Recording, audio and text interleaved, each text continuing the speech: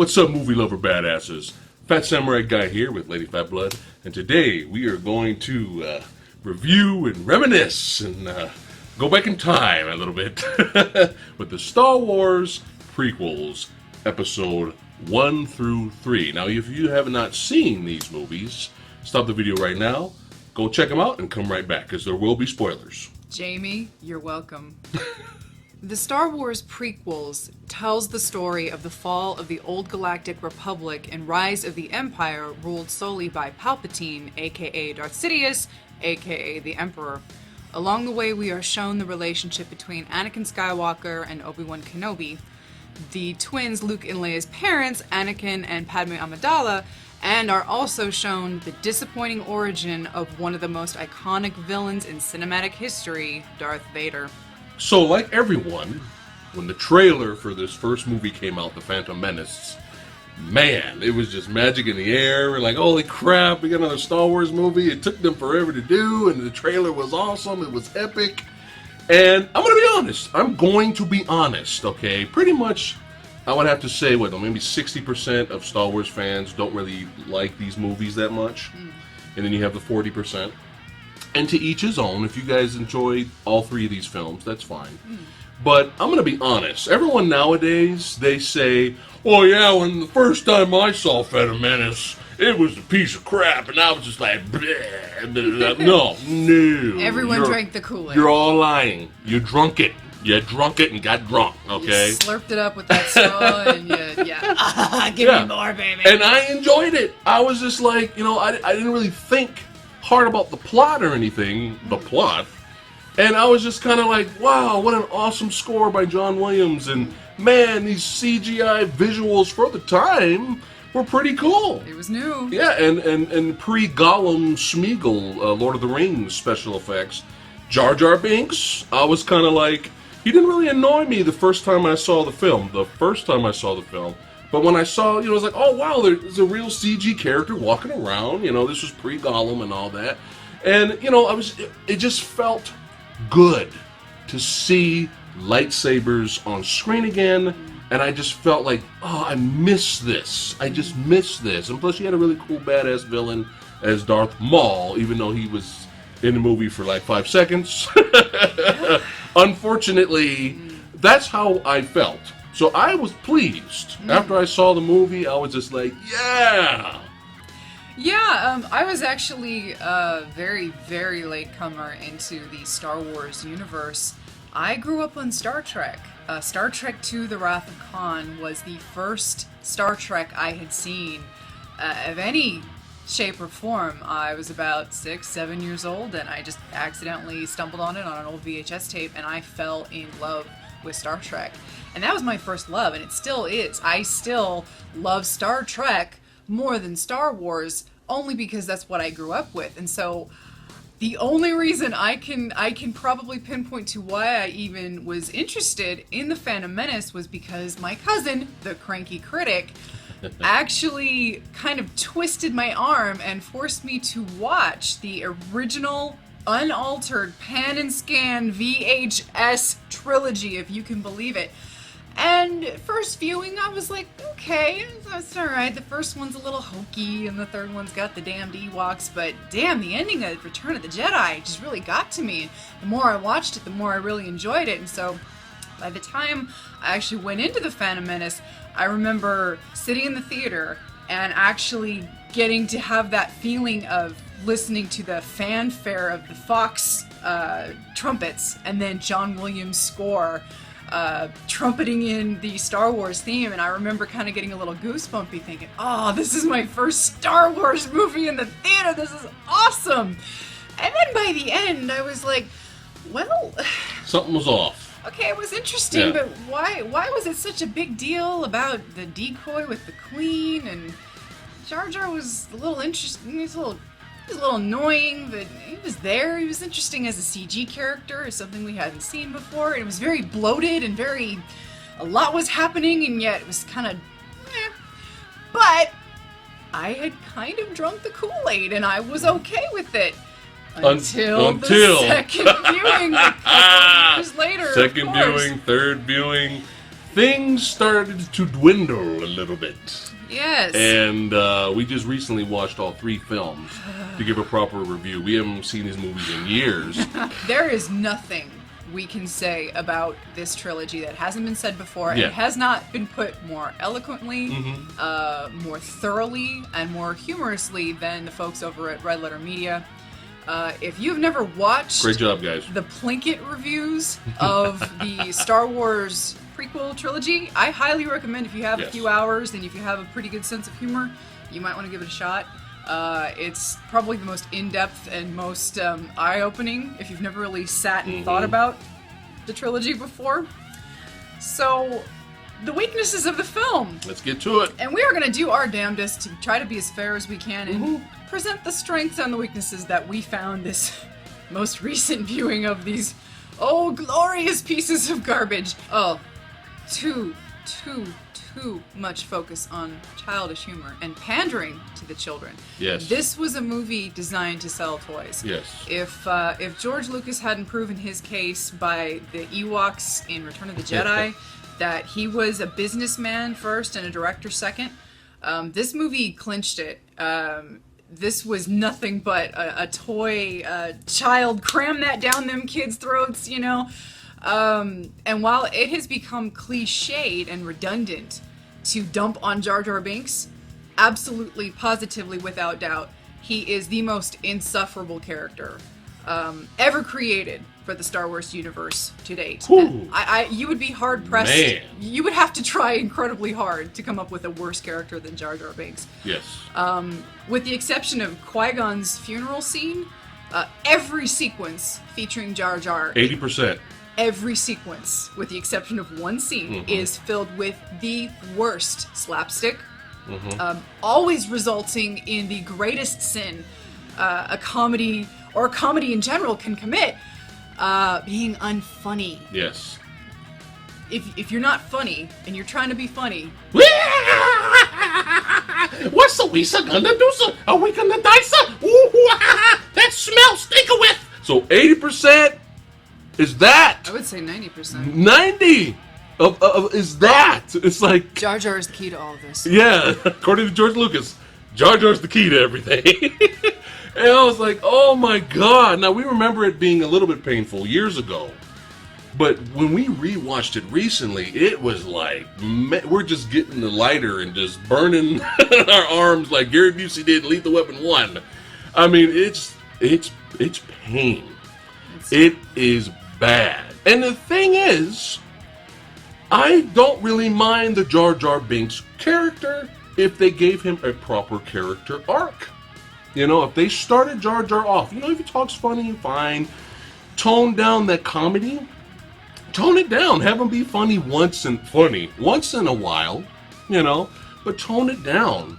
And kind of show in the beginning where he's this weakling, because he gets banished from the Gungans, his own kind. They banish him because he's clumsy and stuff like that. He did something undesirable. Right. So, you start off the character like that, and then you give him a proper character arc by the end of the movie where he shows some balls. He shows some Gungan balls.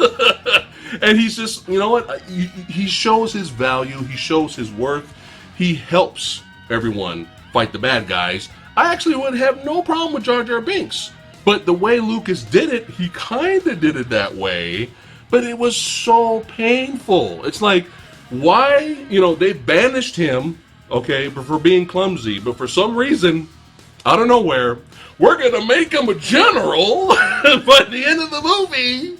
What? And then so what we get is, we don't get Jar Jar, I'm going to be serious now, and I'm going to, screw it. I'm going to be a general and lead this army. Which would have been maybe interesting, right? But no, we get, woo! It's riding on the turret of the tank. Just flipping and flopping it around. It's just like, my give up. I mean... Somewhere along the way, George Lucas forgot that the original trilogy were in no way solely kid-centric, but were rather well-told, concise, simple, and yet simultaneously complex stories dealing with complex human issues and emotions that everyone could not only grasp, but immensely enjoy. And while episode 1 featured an overly complicated plot of Senator Palpatine character manipulating those around him and beginning to maneuver himself into power so that he could be in absolute power, the majority of the film consists of Jar Jar for the children. I think Jar Jar was on screen maybe a little bit more than Obi-Wan Kenobi. And even when Jar Jar was not the primary focus of the scene, he was forced into the foreground doing stupid shtick. Playing with things, stepping in the doo-doo, screwing around with the robots. Funny! Getting his... It's funny, damn it! It's funny! Laugh, damn it, laugh! And then there were terrible child performances. Now, it's another giant cliche. Dump on Jake Lloyd. I'm not here to dump on Jake Lloyd, because you know what? Jake Lloyd was George Lucas's fault. There is footage out there of much better qualified young actors that were around the same age as the actor that George Lucas chose.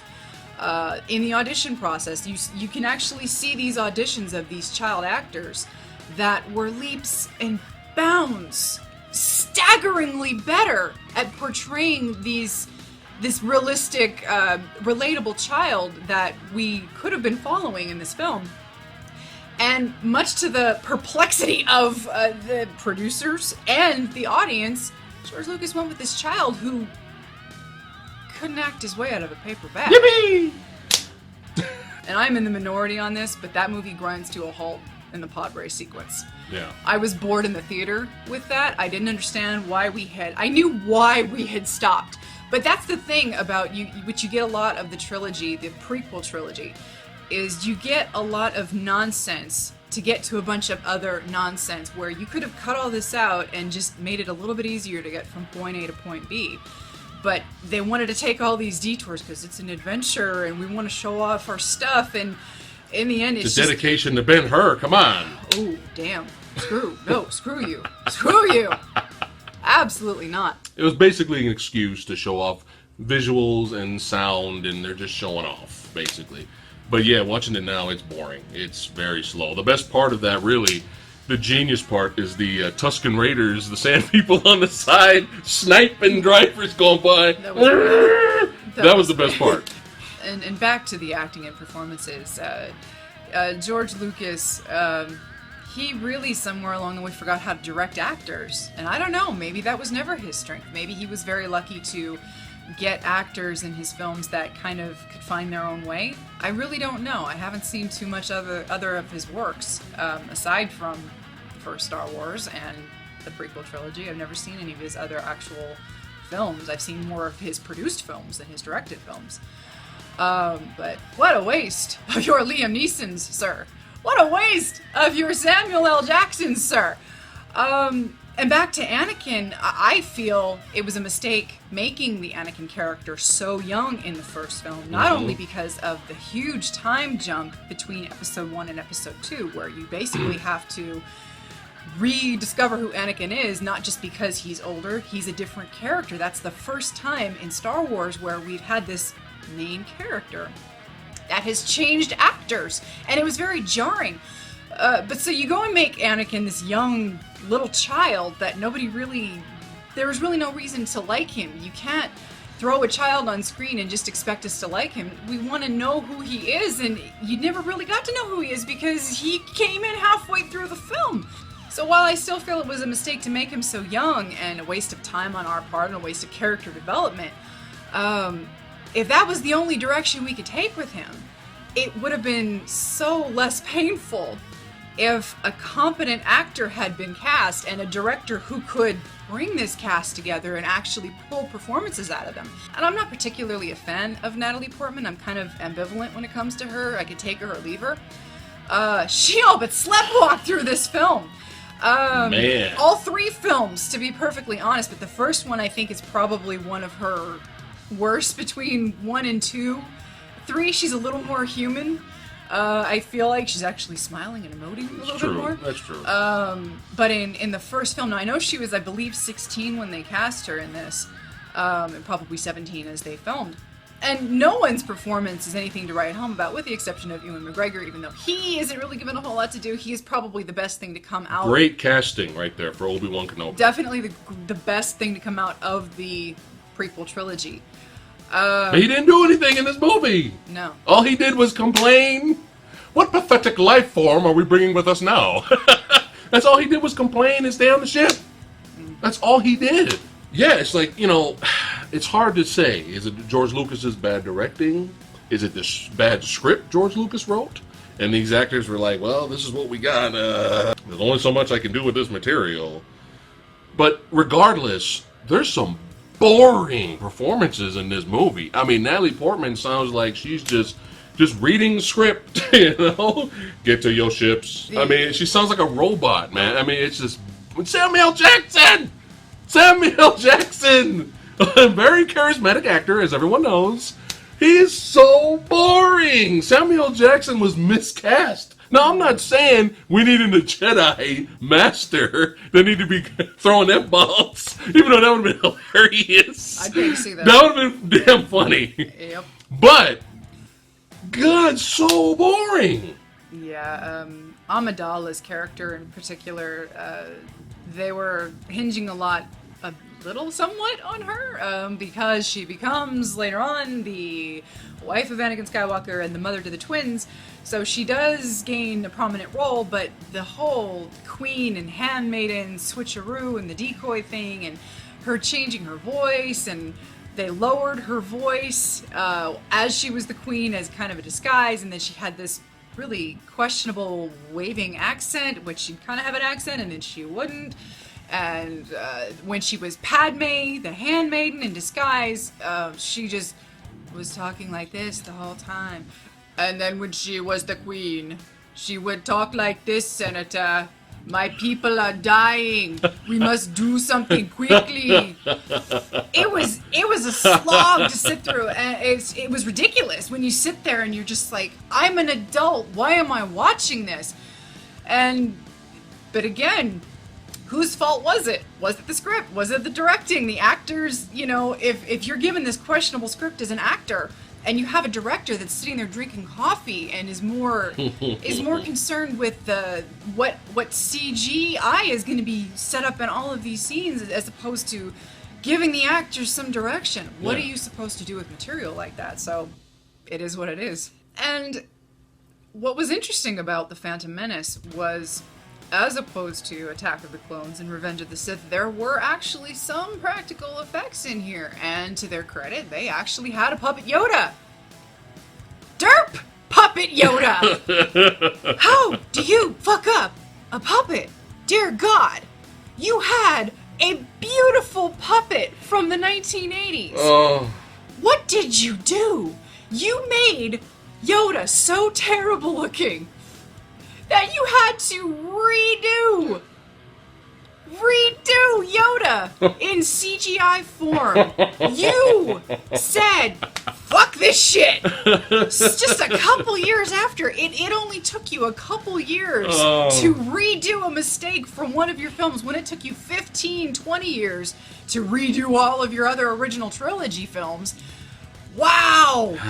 Yoda, damn! The one time I actually said, fuck the puppet, give me the damn CGI version! And one of the most interesting things about the original trilogy in the 80s was the whole Force aspect.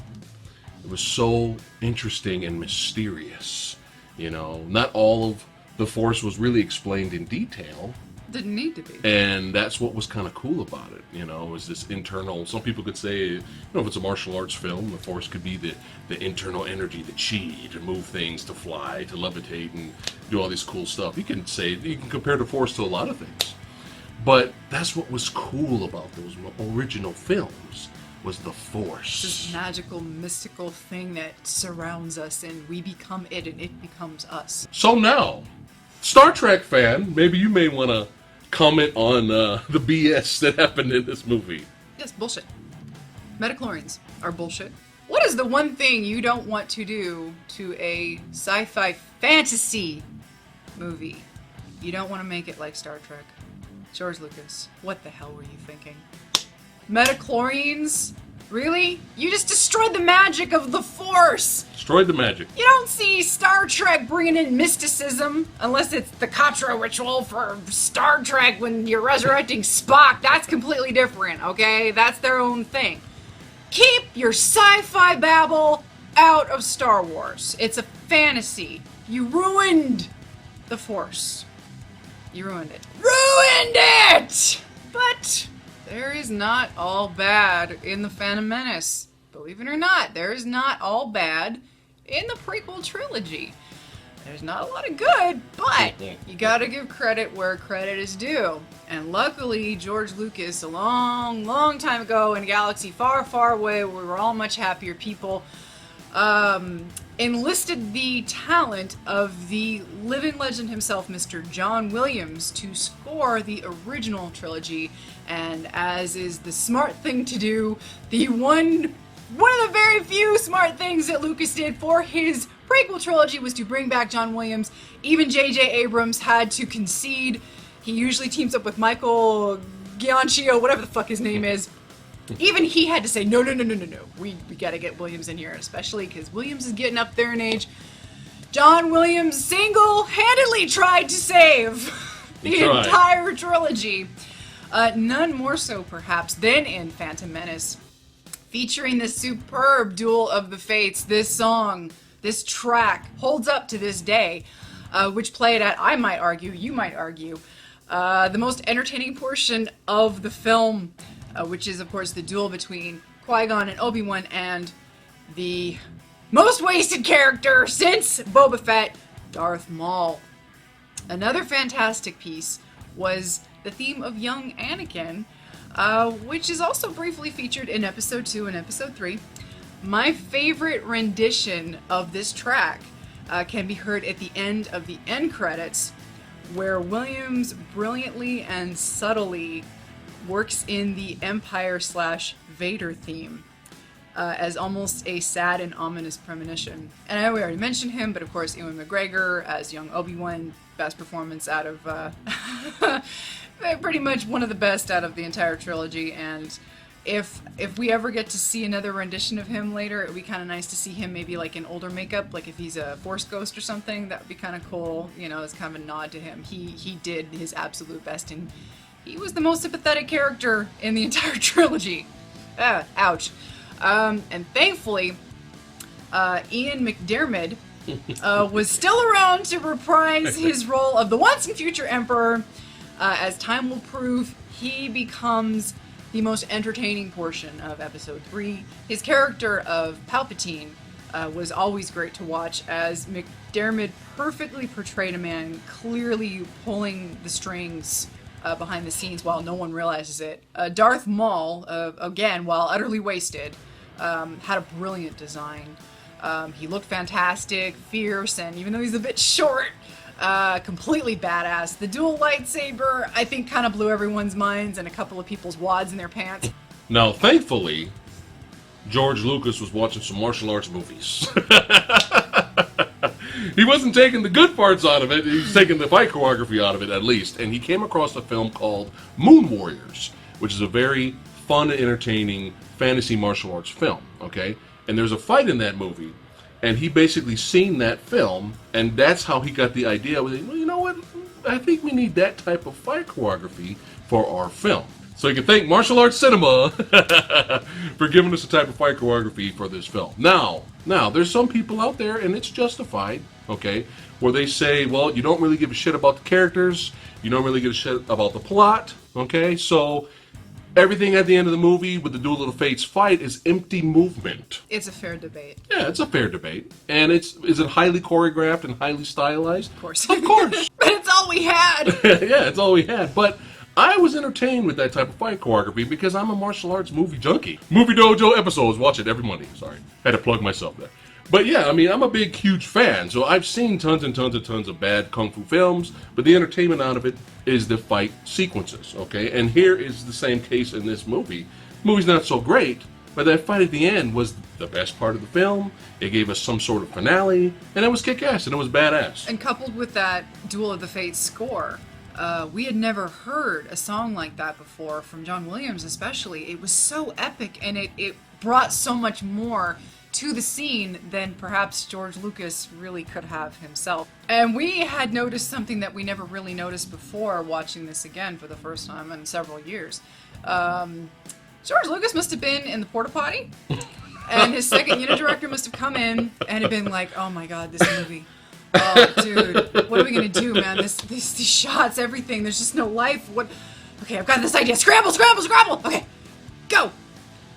The scene where Qui-Gon is his funeral scene, and he's obviously being immolated. There is a shot, a conversation Yoda and Mace Windu are having, where they're discussing how there are always two Siths, a master and an apprentice. And Mace Windu asks, well, who did we kill, the master or the apprentice? And you have the shot of seeing Qui-Gon on the fire. And you pan over and you see Obi-Wan and you see young Anakin. And the camera comes to rest on Palpatine with this look on his face of... Soon.